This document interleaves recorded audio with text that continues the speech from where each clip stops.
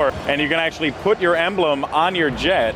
And when you hop into the jet, your emblem pops up. So if you're a dude, you're rocking like the crazy skull symbols with like some flames and stuff like that, and that's the thing that defines you. And when you hop into a jet, people are gonna know that that is you. And I am so pumped for that because it's just that level of personalization that definitely people enjoy when it comes to first-person shooters. It's personalizing the game, changing up your camos, adding the emblems to your jets. I mean, we're probably going to see a lot of great things that's going to be customizable. Of course, we got Bravo 20s probably about to do exactly what I've been doing. I've been doing barrel rolls through all of the windmills. Oh man, that's about all I can do. And I'm out there, pushing the objective, bro. Not cool at all. But there's a lot of action going on over at I believe this is going to be the B capture point, so we should probably take a look at that in a little bit. B capture point is going to have a lot of a big encounter that's about to go down in just a bit. But yeah, man, I mean, there's just, it's crazy. There's always just something to take a look at here in Battlefield. And yeah, who are you hopping on board with now? So right now we're here with Alpha 14, who's just basically trying to hold down this point as long as he can. He's going to get taken down. Let's go take a look here back over at the overview. Again, the battle's been happening over here towards the D point. Looks like they basically have taken complete control over there, continuing to scan. Now we're back over here taking a look over at B.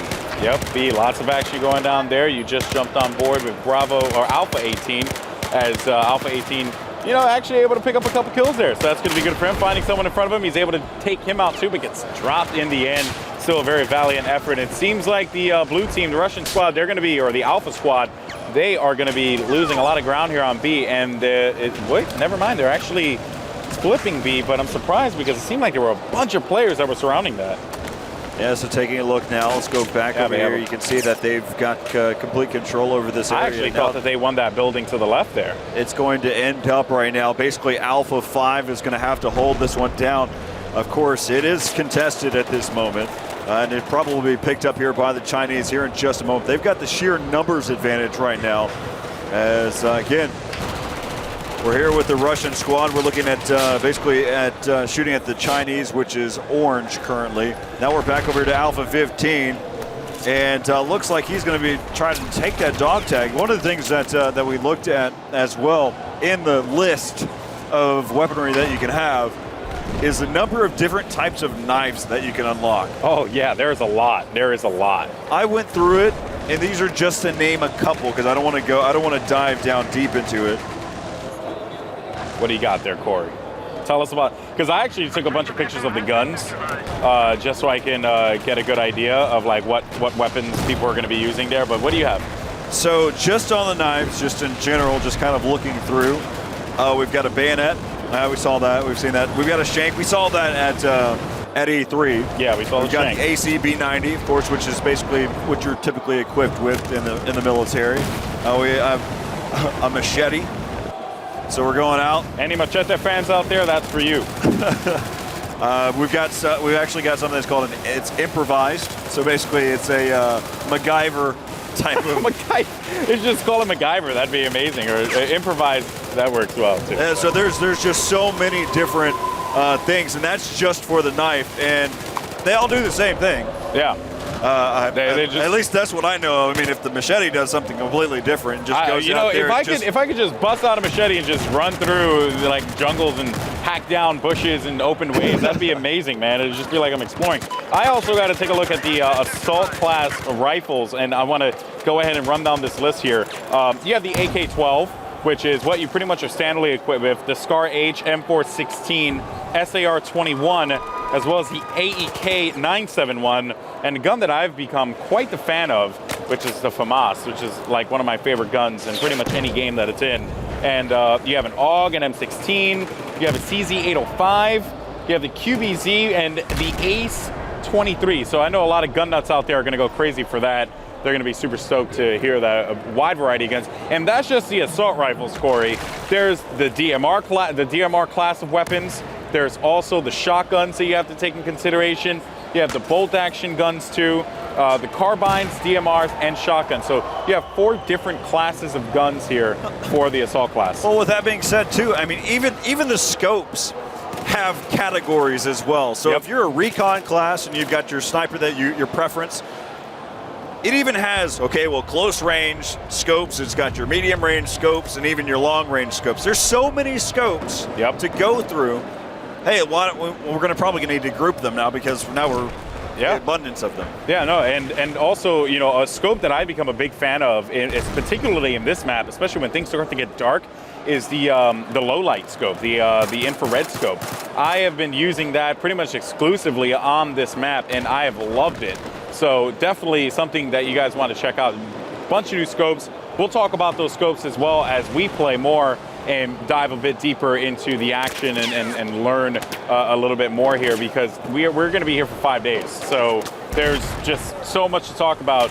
We're probably going to spend an entire show just talking about scopes, you know, just attachments. I mean, that's pretty much where it is at this point in Battlefield 4. There's so much freaking variety that you could talk about it for an entire show. Well, each element, it doesn't matter which one it is. You can talk about them at any point.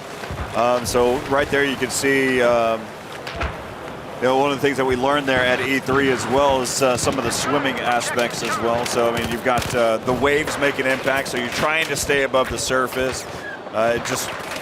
It's difficult. Yeah, there's and the waves. So I actually spoke to you about this earlier. I was on the jet ski, and there you can actually see one of the infrared scopes, or the night vision scopes. So there you get a good idea of what it is. The IRNV, the infrared night vision. There you go, right there. So there you see the scope, and actually finding a bunch of players around him too. He ends up taking them out, whipping out that pistol. Always gotta love the pistol whip, giving it to him. Yeah, way to go there, Bravo 17. And big score right now is actually Bravo 21. He's 16-3, Corey, tearing it up. And he is actually going to currently be sitting in that Z11W helicopter. So he's just chilling in the sky. We're at Bravo 21, high in the sky right now. That's awesome. I mean, we could just do the over voice, you know, walkie-talkie voice for an entire show. That'd be fun too. I'm pretty sure people would dig that, Corey. But all right, so here again we're with Bravo 21, taking a look from his perspective here, and he's just going to go all out. Of course, you can notice that. Take a look at that camo that comes along with it as well. He's got such the a sick scar camo. That's in hand. Such a sick camo. Must have been a squad request for him to end up over at the C point, because he just left that little bird just floating about. All right, well, I guess that's pretty much going to be wrapping up for the broadcast here, as all these players are going to be playing and having a good time and enjoying it. And to your point, if you have used the jet skis, for instance, you will actually notice that you are actually quite agile and fast compared to the big, you know, CB90s, etc. And you actually have a good chance of hiding in these waves. So you feel quite powerful, like a small bee compared to the big bear hunting you. Yeah, you can really take advantage. Really cool. Just take advantage of your surroundings. Yeah, and you add the dimension that is the element of the world. It's not only about how you use the vehicles or the weapons or the environment. It's actually how the environment changes around you. Yeah, and now in talking about the environment changing, Levolution, got to talk about it. The the C capture point, right, which I'll go ahead and bring up the tabletop view here and zoom in. Right here, C, this area changes dramatically as soon as that ship, which we saw on the live stream, crashes right into the island. And it also gives the commander another ability as well, which is to use that anti-air gun. So when developing this, right, in the first one we saw Commander had a great impact on the majority of the battlefield, right? Really took advantage of the UAVs and the gunships and all that stuff. But now you give him another tool, right? Something really different and unique, in my personal opinion, to Commander. I guess, why not give that control to the player? Why give it to Commander? What was that that plan with that? The idea is actually still to give some of the command back to the player, so you can actually, when you're in that area, and this is something we're discussing right now in the studio. So how do we utilize this the best? You know, the game is not completely done. We're still looking into some details. We're actually looking into giving the player the ability to spot enemies like planes and stuff, to use that anti-air gun as well.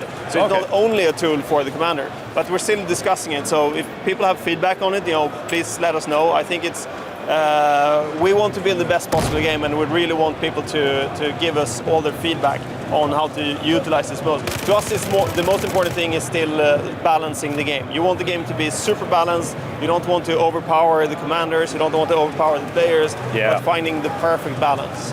But also to your point, that control point is also very interesting from another standpoint. That the ship actually crashes into one of the buildings. That's right. Bringing it down completely. You know, the classic, what we call D2. Destruction 2.0, where you actually not only take down walls, you actually take down full buildings. And it changes that control point quite a bit. Much like we did with Siege of Shanghai, when you take down the skyscraper, you actually move a control point. You actually affect the way you play around the control points. And I think that adds a lot of dynamic depth to the map. Oh yeah, without a doubt. One of my favorite things to see in Battlefield 4, and especially with this map, has been how battles change over time. And when I was playing on C and that raid ended up happening, let's go ahead and bring up right here. I was playing over here. I was actually in this area right next to the building, right where my mouse cursor was. Boat comes crashing in, and I look at it and I'm like, oh my! Like it was like a set piece in a movie. It was probably like one of the coolest things, and I loved it. I thought that it was awesome, and it really just added a lot to it. Is that a plane that just flew by me? That wasn't a plane. Sniper bullet. No, that was that guy right there, man. He's trying to get crafty with it. And of course, jets on this map too, which is really cool. And how are you guys? I guess when you added the jets into the game, we all knew that they were going to be in it, obviously. But I would have to ask you, how do you feel the overall feel of the jets are in Battlefield 4? Like, how is it? I guess. How should I say in terms that make sense for viewers back at home? But I guess, how does it feel? Do you like just flying around and beating people up with a jet? To be honest, I like flying the jets, but I'm not that good at it. Neither People take me down very fast. Even choppers hunt me down and kill me. So I'm not the jet pilot type of guy. I know that the guys working with the core systems and vehicle balancing have worked a lot with both the jets and the helicopters to make them more, how should I put it, more agile, and also have them controlled better. Because we know there's a lot of people that only flies jets or helicopters or tanks. Yes. They don't spend much time with their boots on the ground. Because they love the vehicles. So we put a lot of focus on those, and also made sure that you can customize the vehicles in the game. So if you go into customize menu, you have the vehicle tab and you can customize your vehicles.